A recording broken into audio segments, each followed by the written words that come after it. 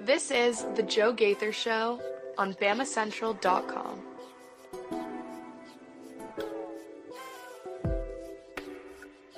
Good morning, Tuscaloosa. Good morning, Tuscaloosa, internet world, West Alabama. How are we doing today on a Thursday? It's the Joe Gaither Show on Bama Central, BamaCentral.com.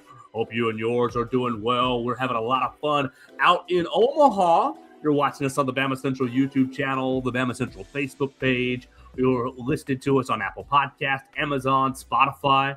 We're going to have a lot of fun today getting ready for the weekend that is ahead, watching Alabama in the College World Series for the first time since 1999. I appreciate everybody who gave us a little bit of a break yesterday as I traveled out to Omaha. You guys are awesome for that. I got a lot of texts and comments and messages saying, hope you have a good time and good luck and all that stuff. So I appreciate everybody who reached out to us at Joe Gaither 6. You can find the show at Joe Gaither 6. We're presented by Derek Daniel, State Farm Insurance. We appreciate Derek for hosting us each and every day in his studio. You can call in for all of your insurance needs at 205-758-3391. Like a good neighbor, Derek Daniel is there. We appreciate Purple Turtle Roofing for sponsoring the program as well. You can find them online at roofturtle.com for all of your roofing needs. Commercial or residential, it doesn't matter what kind of roof you got. They've got the experts that can take care of you. So check them out online at roofturtle.com. Schedule your free roof inspection today and get the peace of mind that you deserve with Purple Turtle Roofing. We're hanging out with my friend Theo Fernandez, and goodness gracious, Theo is up to his eyeballs in sports with Fox Sports. He's out there in California this summer, as today is the opening day of the World Cup. I cannot wait to this whole show is going to be soccer. No, I'm just kidding. No, we're going to spend about 2 minutes on soccer. We're going to move right into Nick Saban. We teased that last week. We teased that earlier in the week that we were going to talk about Nick Saban's time up in Congress, talking about the Protect College Sports Act, Ted Cruz's bill that is trying to work his way through, trying to regulate college sports. We'll talk about where that stands just a little bit, and we'll tie that in with the most recent scandal, the most recent college football news and really, I guess, conversation piece, and that is Brendan Sorsby, the Texas Tech former Cincinnati quarterback who was granted eligibility by a circuit judge out there in Texas, going to miss 2 games for being suspended. But we'll talk about that as well. Last night, the SEC announced kickoff times for this coming year. Theo, I could not care less about a kickoff time that is happening on a normal Saturday in June. Maybe if the game were scheduled on a holiday day, I would be more in tune with what time the kickoff is, like Christmas Day, the Bears playing at noon. I hate that. And so that one was on my radar. But other than that, I don't care about kickoff times. We will talk about it just briefly to let the people know if you are a big-time planner. I know my girlfriend plans like crazy. And so if you are like that, I am not, then maybe you do want to know about these kickoff times and get your mind right for this fall. We'll do all that and more with our friend Theo Fernandez. Follow him at Theo Fernandez __ on the Twitter machine. Good morning, Theo. How are you doing, sir?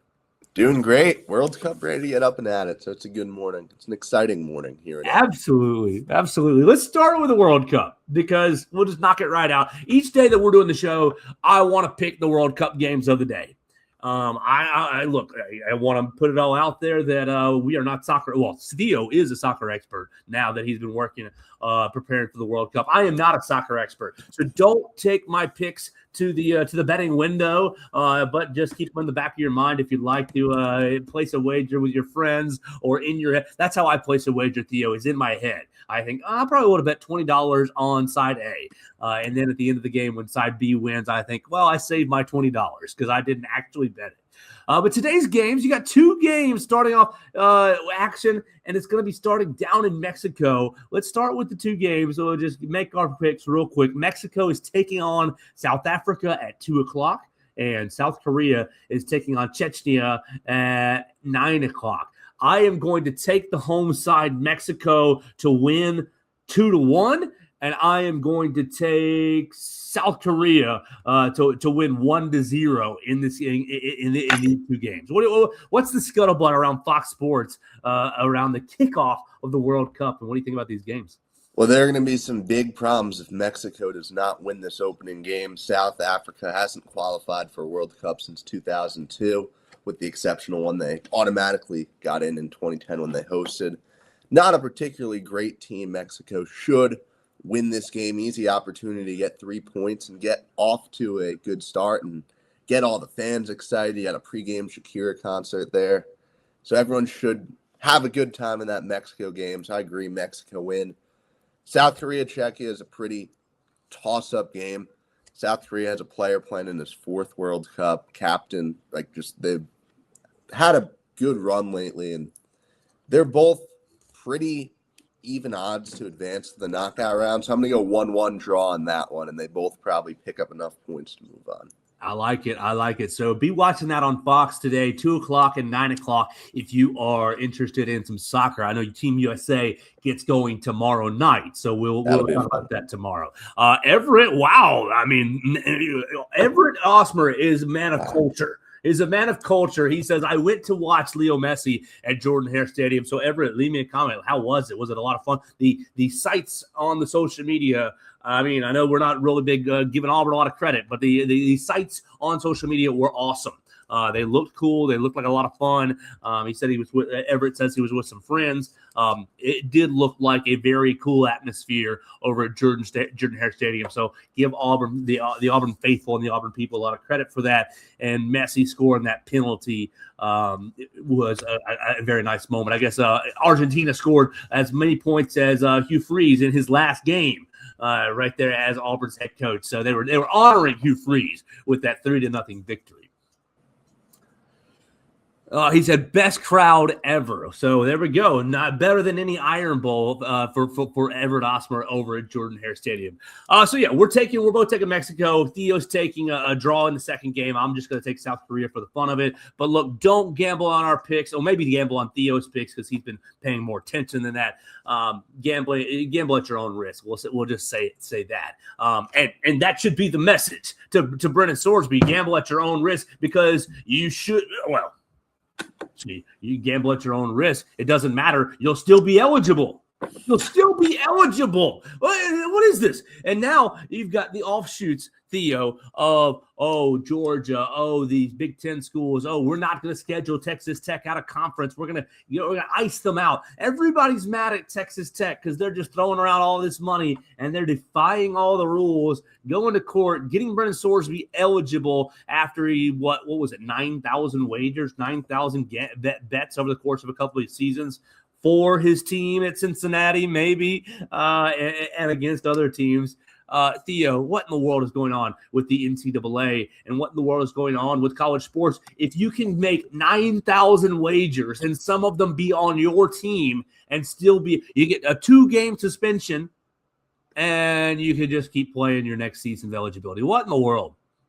It is absurd. I mean, it's ridiculous. The more you hear about the situation, the worse it gets, right?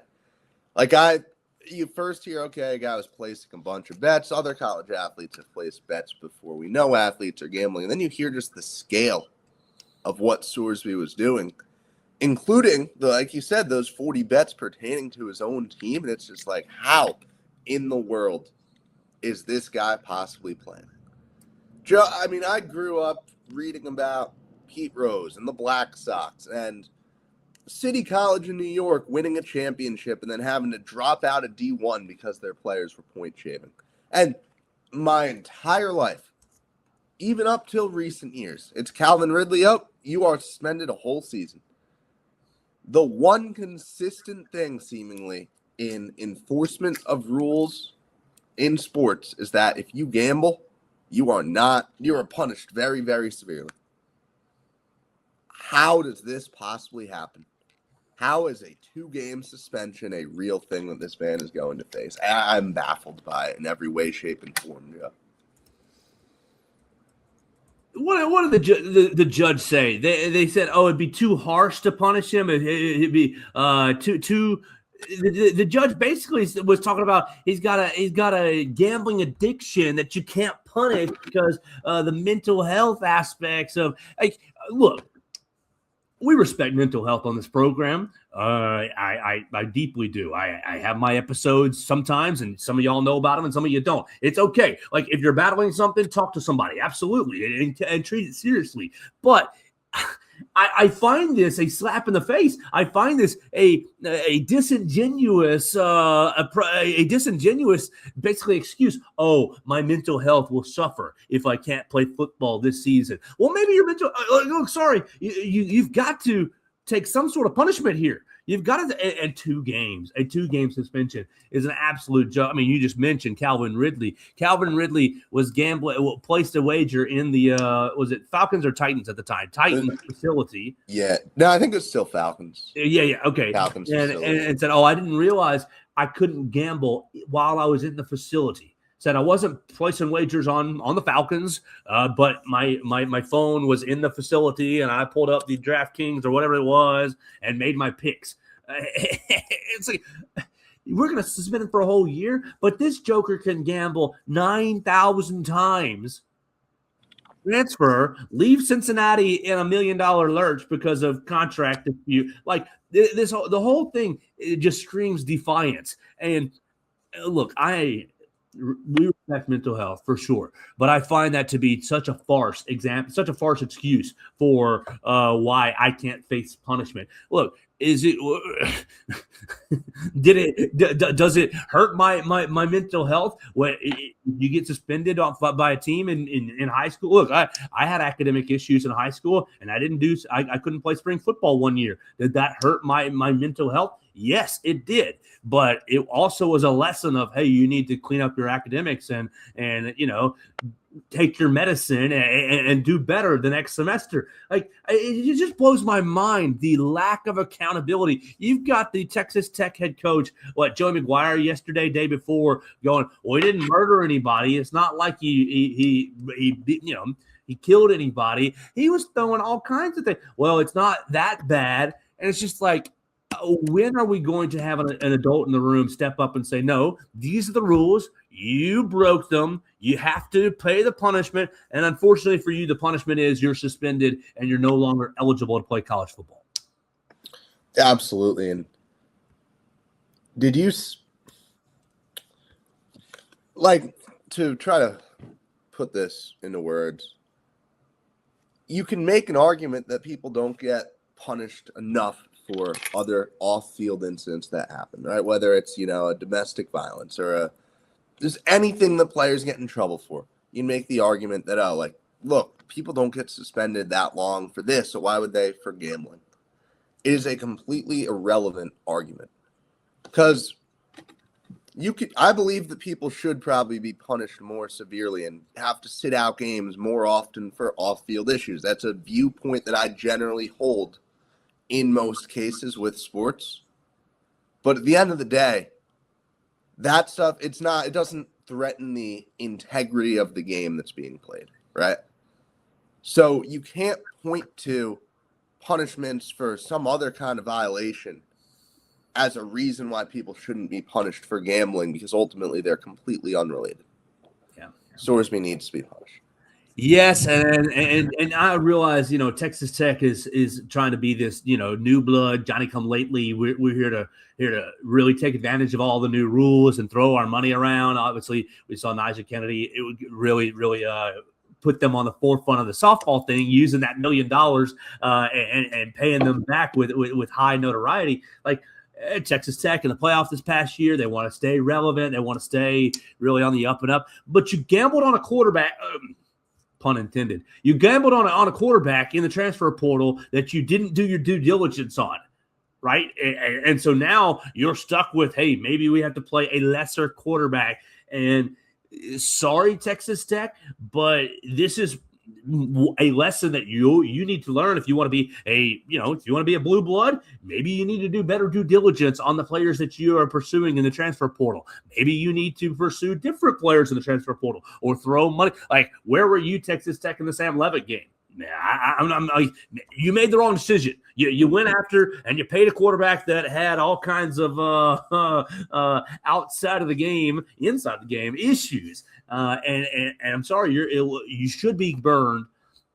But I see that they're trying to fight every little bit of accountability. And Theo, I bring this up because I think it ties into this Protect College Sports Act that we want to talk about from last week. And obviously, it's still going on, the Protect College Sports Act. You're having conference commissioner calls with the Big Ten and with the SEC right now because of the pooling of media rights as a part of this bill. There's a lot of good things that are in this Protect College Sports Act, in my opinion. There's a lot of good things, and I don't really want to comment on any particular politician because everybody's got their opinions on them. But on the whole, the intent seems to be, we want to correct some of the things that appear to be broken.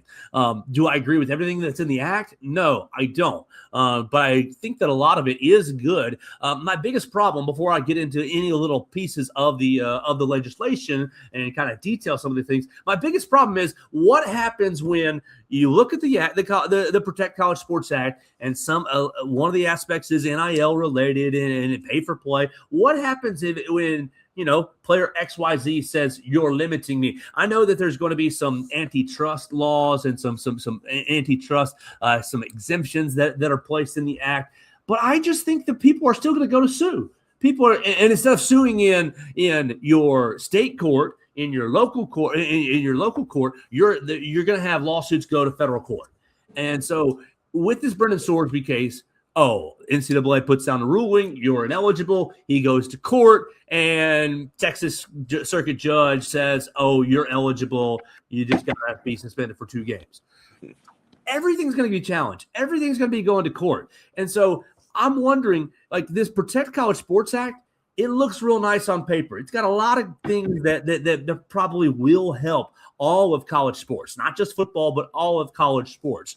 The issue is, there is no real enforcement arm that's being enacted. There's no enforcement arm that's being created. There's no, pick whatever 3-letter bureau name that you want that is looking after this to enforce the rules. And so you're still going to be under the same sort of, the NCAA gets to kind of enforce things and police things. And we know the NCAA is toothless and doesn't enforce things. So Theo, as we kind of get into the specifics of the Protect College Sports Act that Nick Saban was on Capitol Hill last week talking about and really advocating for, I just wonder what the enforcement is going to be. How do you keep things out of federal court? How do you really say, hey, these are the rules, abide by them or be punished? Because I think that's what's missing in all of I think it's what's missing in a lot of society, but specifically in college sports right now. If you don't like a rule, you can break it. If you break it and get punished, you can go to court. I mean, we see it in every little instance of college sports. And so that is my biggest fear with the Protect College Sports Act, is how do you enforce a lot of the provisions and a lot of the standards that are looking to be created with this act? I don't think you do. I think it's just too far away from any kind of solution that meaningfully does this for us, right? And there's too much money in the game now for everything to not go to court. Like, we use Sorsby as the perfect example, right? You probably have a bunch of tech boosters sitting around thinking, like, we know this kid should not be playing football for us, but we have too much invested in this team for him to not play football for us. We put our money and our effort and our emotions into watching this Texas Tech program and supporting this program. And we have a lot riding on this team putting out a good product, right? And that's contingent on having our quarterback. So we are going to fight tooth and nail, get him into court to make sure that he can play football for us. You can apply that to so many schools across the country. Which school you think is going to lay down and be like, yeah, sure, we'll follow these rules. We're not going to try to get our guy on the field, or we're not going to try to circumvent that so we can win a championship. Nobody. We know that. I mean, come on.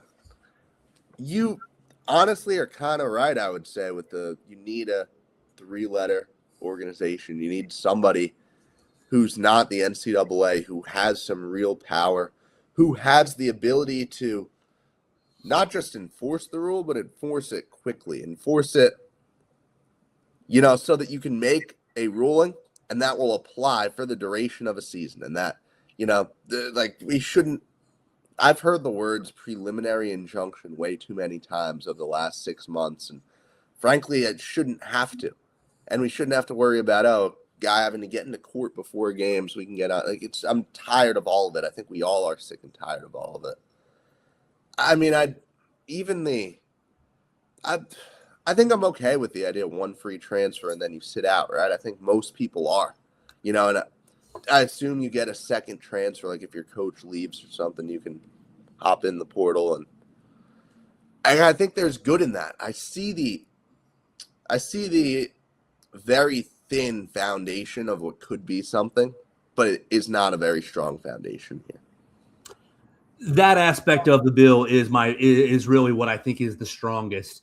There's a couple of aspects of the bill that I think are really strong, and that is one of them is the transfer rules. You get one free transfer. If you want to transfer again, you have to sit out. Now, if you want to avoid the sit out, then you have to have discontinuation of your sport. You have to have allegations of abuse, or there's got to be extenuating circumstances to get a second free transfer. Now, as I say that, my brain goes, extenuating circumstances, gray area for the NCAA to arbitrarily give a second free transfer year to, and so that's going to have to be really well defined. What is the extenuating circumstance that gives you the second free transfer? Other than that, I think that's a strong play. You get your one. Hey, I went to school. It's not the right fit. I don't fit in with the people. Me and the coach aren't jiving, or my position coach leaves, or Billy, who's in my same recruiting class, is a whole lot better than me, and I want to go get more playing time somewhere. Like that, it happens. You make a bad decision. You pick the wrong school. It happens, and so you get your free transfer. And then after that, you have to basically go back to the old rules of sitting out. If I transferred to school, North State, and I'm still on the fourth string, and I want to go look for another school where I'm on the first string, you get to sit out at that point. So I think that part of the rule is really that part of the act in the bill is really, really good. The other real quality part of the act that I think needs to be implemented ASAP is regulation of these agents. There's going to be a national registry. They want to register the agents, and they want to cap their earning percentage. And you hear that and you think, cap their percent. Well, they're trying to cap it like 5%, like a normal agent's fee for the NFL. Not we're taking 10%, we're taking 20%, we're taking whatever the percentages are that some of these rogue agents are taking. They're taking some of these kids for a ride. And when you can get them into some sort of national registry, you can say, hey, Billy 5-star, these are the agents that we like to deal with. These are the agents that are certified. These are the agents that can negotiate in good faith. And these are the agents that know what they're talking about because they've been there, done that. I think you will cut down a bit on predatory agents, on the kids and on families who, look, quite frankly, if you've never had a kid in high-level college athletics, it can be a whirlwind to catch up to speed. Oh, this is how the game is played here at a high-level institution. This is how life really works. So that can be a whirlwind. And I think that what you also will cut down on with regulating agents is you won't have Billy agent saying, hey, Theo, you need to jump in the transfer portal. I can get you $5 million. You need to jump in the transfer portal. You need to jump in the transfer portal. You need to jump over and up. I can get you more money. I can get you more money up. You're in the transfer portal. School A says $7 million. I got school B that says $8 million. Hold on a little bit longer. We're going to get school C to say $9 million. You're going to take away some of the hey, jump in the transfer portal so I can see what your market value is and then make a percentage off that market value. I think that those two aspects, the transfer regulation and the regulation of agents, I think if you just stuck to those two things, you would see the sport, you would see college athletics take a huge step into normalcy. I mean, predatory agents taking advantage of young athletes is a tale as old as time at this point, right? It's happened for decades. And if any solution to that would certainly be very, very enriching for the sport. One quick note or question. If I am committed and I want to use my second transfer and I sit out a year, is there a 5-5 rule that affects my ability to play after I sit out? That's part of one of Coach Saban's. One of the things that he was advocating for was the 5-5 rule, and I think that is another good quality thing in this act. Like, there's a lot of things that I do think that this bill is positive. He was talking about 25-year-old players. He was like, "Oh, look how many players were 24 and 25 and 26 years old getting drafted this season, competing against 17, 18, 19-year-olds. And I think you're dead on with that, Coach. Like, I understand sometimes there's extenuating circumstances, medical red shirt, okay, you get that. But just I'm transferring again. I mean, who was that? TJ Finley? TJ Finley was at like seven or eight schools. And so when you cut down on the transfer portal, then you can, like, because part of what TJ Finley's deal was, I transferred down 1 year, so I stayed eligible, and then I had a medical red shirt, and I stayed eligible. And he had a reason for almost every year for getting his 7 years. I had my COVID year, and so I stayed eligible. I mean, there were definite reasons for that, but the transfer portal rules will limit your ability to transfer and thus keep you in a place for, I'm here for 5 years, unless I transferred out. And then I really have to consider, do I want to burn a year of eligibility to transfer again? I think that's another strong part of this bill. Yeah. I just think that the system you'd have to give something to the athletes in order to make this work.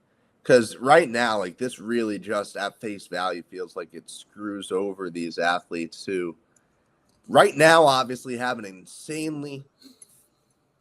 very favorable situation, but also one with some dangers, right? Some examples of, if I'm a lower level athlete and I enter the portal and all of a sudden my career is over because I have nowhere to go play, right?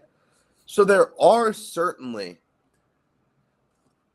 athletes who are screwed over a little bit by the system and by trying to take advantage of a system that they think they understand, or that their agent tells them they understand, or their family saying, "Oh, look how much money everyone's getting. Go enter this portal." And so there's certainly, this works from the perspective of, one, actually protecting athletes. You have a chance to actually protect athletes here, and two, actually regulating the sport. You have things that you want to do, and this bill is an introduction to trying to accomplish them. But I don't see how you get people on board with it. I really don't. I don't see how you get the universities on board with, or the big money boosters on board with this idea of, we're going to regulate, we're going to do things that are ultimately going to make it harder for you to build teams year in and year out. I think it's going to be a not super easy sell.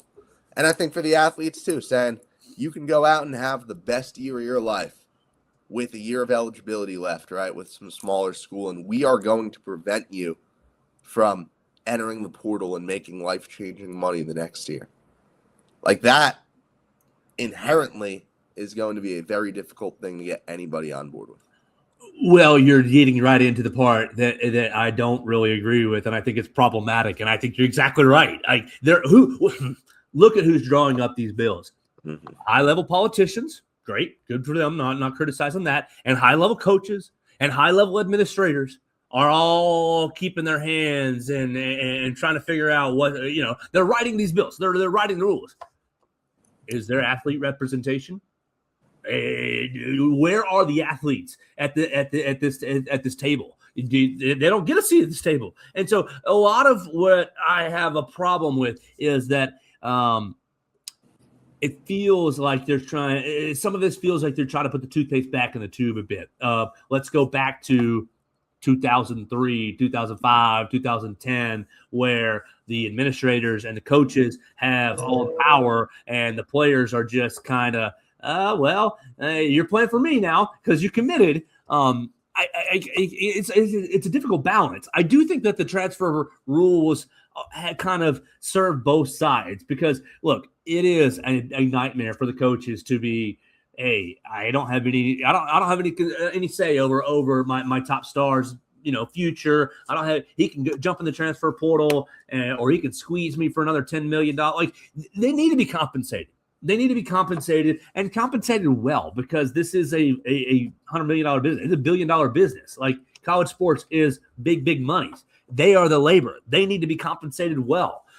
And so it's very hard to find the balance of taking care of the athletes and ensuring that the institutions are protected as well. And so I think that's where a lot of the trouble and the angst kind of comes in for me, is because I recognize the need for some normalcy, but the athletes are valuable. The athletes should have a say. The athletes are the labor, and they're the ones taking on the risk. I mean, you said, Theo, if I transfer and don't have a school to go to, my career is over. And same thing if I break my ankle and it never heals right. Like, there's all kinds of, I can break my ankle on the practice field and never see the field. I just think that the athletes are putting their bodies on the line. And while the dynamic of power has swung way too heavily into their favor, you're going to have a hard time. Like, you can't swing it all the way back the other way to the administrators and the coaches. Like, you can't just say, oh, well, you've had, 5 years worth of unchecked power, of unchecked options, of unchecked possibilities because the transfer portal has broken wide open and the market has gone crazy. And now you don't have any of that. It's going to be very hard to regulate things because of the fact that I can just check. Look, NCAA says I'm out of eligibility after my 5 years. I'm going to court. I'm going to court now. I'm going to try to fight it and try to get myself eligible. There's no real good solution going forward. I do think that this bill is a step. And Ted Cruz told Ross Dellinger today, or yesterday, Ross Dellinger reported it this morning or wrote it this morning, said that he does feel that his bill has a very strong chance of passing. And so we're going to see what happens with it in the future. I think that the biggest issue that I have is that there's no athletes being at the table. There's no athletes kind of having their voices heard here. And then the second aspect is the language around pay for play, that is NIL versus pay for play, that is in this bill. Because look at the Alabama recruiting class of 2027. That's our 2020. What's the freshman class? The freshman class is 26, right? All right. Look at the class of 26. What do you think that Alabama paid E.J. Crowell, paid Xavier Griffin, paid Cedarian Morgan? Like, pick your favorite player in the upcoming class. Paid Jaira Edwards, paid Jamarian Matthews. What do you think they paid those guys? Whatever number you have in your head is fine. I'm not arguing with it. Whatever number you have is correct. But they're worth that. They're worth that number. They're worth that because you're a five-star player. You're being recruited by Alabama. You're being recruited by Texas, by Southern Cal, by Ohio State, by Clemson, by Georgia. Like, pick your favorite big bad brand. They're recruiting these five-star athletes. And why? Why would they be recruiting Xavier Griffin? Because he is valuable right now, today. Look at Alabama's inside linebacker room. Xavier Griffin probably won't be a full-fledged starter. He's probably going to get some playing time this year. Going to be a special teamer. He's going to get out there and get his feet wet, right? But he's not going to beat Caleb Woodson, and he's going to have a hard time getting over Caden Jones, Luke Metz, QB Reese. So, look, he's essentially a bench player unless something happens. And he's essentially you're paying a bench player. And you can think, well, you should just be happy to put on the uniform. And it's like, that's not the way it works. Xavier Griffin is valuable because everybody wants him. He's valuable just by once he steps on campus, he is valuable. And so you talk about, pay for play versus NIL. How many NIL, what commercials are Xavier Griffin going to do this year? Is he going to be signed? Is he going to be doing commercials for Dreamland Barbecue? He might, but more than likely he won't. And so, what NIL is he? What is his name, image, and likeness? His name, image, and likeness is valuable because of what he did as a high schooler, because of what the recruiting ranking that he earned. It automatically makes him valuable. And so you're paying him whatever number that you have in your brain. You're right. You're paying him that, but he's worth that because you're paying for the future investment and you're paying for the opportunity to develop him and to create loyalty. And in a couple of seasons, maybe even next season, he's a big time player on your defense. I think that gets lost on a lot of people is why are we paying these recruits? Why are we paying these high schoolers when they haven't done anything? They're not Ryan Williams signing autographs. They're not Ryan Williams doing on the cover of the game. Like I think it gets the distinction between pay for play and NIL is hard to delineate because people have varying perspectives on it. And for me, my perspective is if you're being recruited, then doggone it, you're valuable and you should be garnering some money from said institution. Not just Alabama, but whatever institution is recruiting you should be, hey, well, our NIL package is this for you because we want you. If they didn't want them, then you wouldn't go back pre-NIL. Go back pre-NIL. If they didn't want them, then you wouldn't be rolling the dadgum red carpet out for them every recruiting weekend saying, eat the best food in Tuscaloosa. Go see the best sights in Tuscaloosa. We're going to take you to Lake Tuscaloosa and show you the lake. We're going to, look at our nice locker room. It's just, those are the pre-forms of NIL. And now it's, well, we don't really need to go to Lake Tuscaloosa. We just want to talk money. What's it really going to be? It's the same thing. You're recruiting these players because they're valuable. Yeah, I completely agree with really every statement you said there. And I think it does, there are just so many problems with this bill where I struggle to see it being passed, honestly. And I also, looking at it, I think it's exposed a 7-time national champion elephant in the room because we saw the reactions to Nick Saban being the spokesperson for this bill. And I think Nick Saban is somebody who obviously we know how much he cares about the product, right? And about protecting college sports and is genuine. And I think does so many good things for the sport of college football.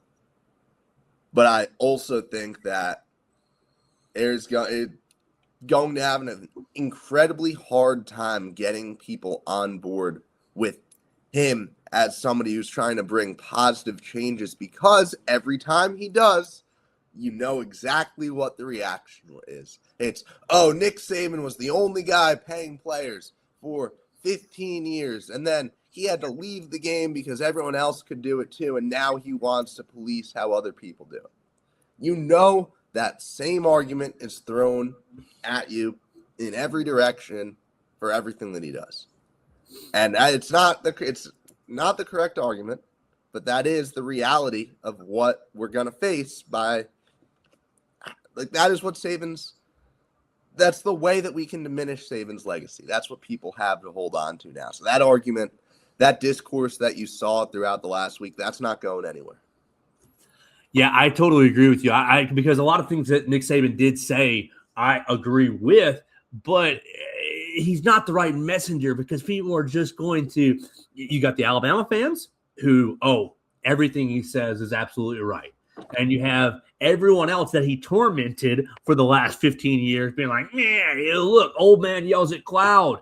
Well, maybe it is a little old man yells at cloud, but the old man has a little bit, he's got some good points here. So maybe we ought to look at the area that I disagree with Coach Saban, the biggest specifically. I don't buy I don't buy that he was paying players for 15 years, yada, yada. That's silly. Where I am is Well, Alabama revamped their locker room 3 different times. And what did they spend on the recruiting budget during his tenure? And so like the imbalance has always been there. It's always been there in college sports. Like Delaware, what's Delaware's locker room look like compared to Alabama's?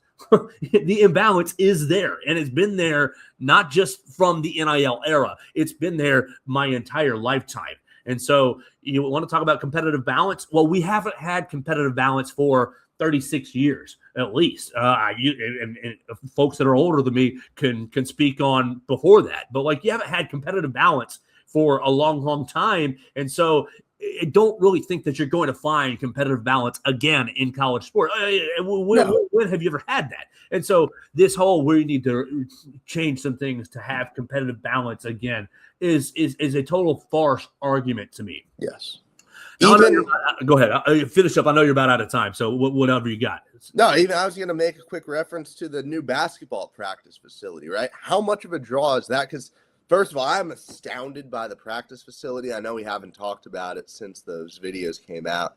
Joe, this is an NBA facility. This thing is incredible. And it has all the tracking cameras and all the super intelligent things that NBA teams, the amount of analytics that this team is going to come up with from practices. Joe, it's a bad day to be it's either a bad day or a great day to be a member of the staff, because your job got a lot more fun and a lot more crazy with the work that you're going to do. But how much of a draw is that for these high school recruits, right? I'm seeing what Phylon and Amari Allen and all these guys are doing, able to get to the NBA right away. And now I'm going to get to go play for this coach and also get access to all this NBA tracking and also get developed through all of these technologies. Yes, absolutely. I'm sorry, but that is the reality of college sports. It never has been, never will be balanced. All right, let's finish up real quick with one more with a little college baseball. Before we do, I want to thank Purple Turtle Roofing for sponsoring the program. We appreciate Purple Turtle Roofing for giving us all their business, and we want you to give them your business. Visit them online at roofturtle.com, whether you've got residential or commercial roofing problems, or if you just want them to come out and check on you, they'll come out and give you a free roof inspection, make sure that you have all the information that you need to protect your home or business. So check them out online at roofturtle.com. Last thing for us, Theo, I know you're about out of time because the World Cup is about to get going. I want to know your perspective on the Rocco's Jello Shot Challenge. They put out odds, which was shocking to me. I mean, you can bet on anything now. That's why Brendan Sorsby's in so much trouble. But you can bet on anything. Alabama has the 6th best odds to win the Rocco's Jello Shot Challenge. Real quick, from top to bottom, Texas won. Texas, Georgia, Ole Miss, West Virginia, North Carolina, then Alabama, Oklahoma, and nobody at the Rocco's Jello Shot Challenge believes in the Troy Trojans. Will Alabama finish higher than 6th? The Alabama fans, will they pony up and finish higher than 6th in the Rocco's Jello Shot Challenge? I like Alabama at 6. I think it's a good number. I struggled. Like, West Virginia is good value there, Joe. West Virginia?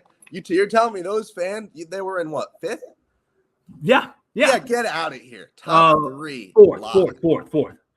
Top 3 lock for West Virginia. You can get West Virginia at plus 500 if you like the Mountaineers. The problem with West Virginia is they've got to last longer in the tournament. Like, they're good. If you're here at this point, you're good.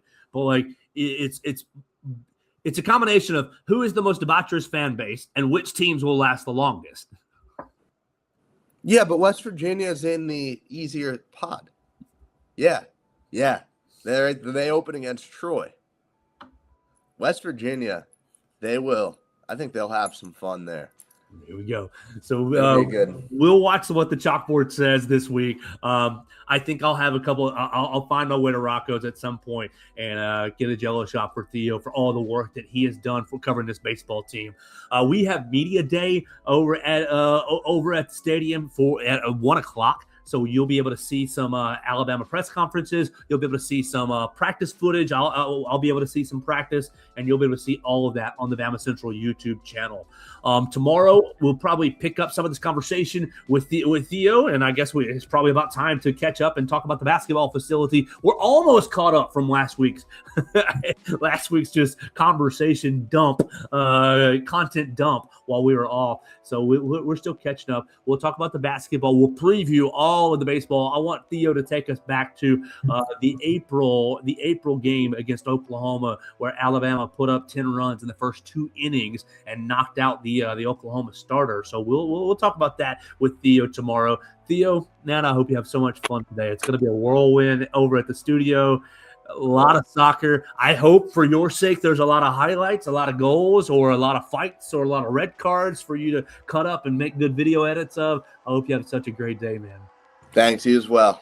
Absolutely. That's Theo Fernandez, and that's going to be our program today. You can find us at Bama Central. You can find us at Joe Gaither 6, at Theo Fernandez _. We appreciate everybody who watches us on the Bama Central YouTube channel, listens to us on Apple Podcast, Amazon, Spotify. Look, I know today was not as Alabama specific as it usually is.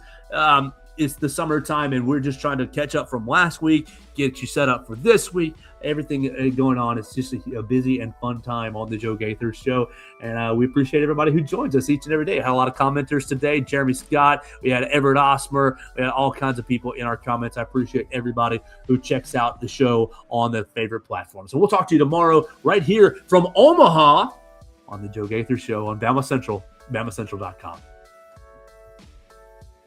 Thanks for joining us on today's edition of the Joe Gaither Show on Bama Central. Keep up with Joe on all his social media pages at Joe Gaither 6. Subscribe, rate, and review the show on Spotify and Apple Podcasts, and be sure to read us daily at BamaCentral.com.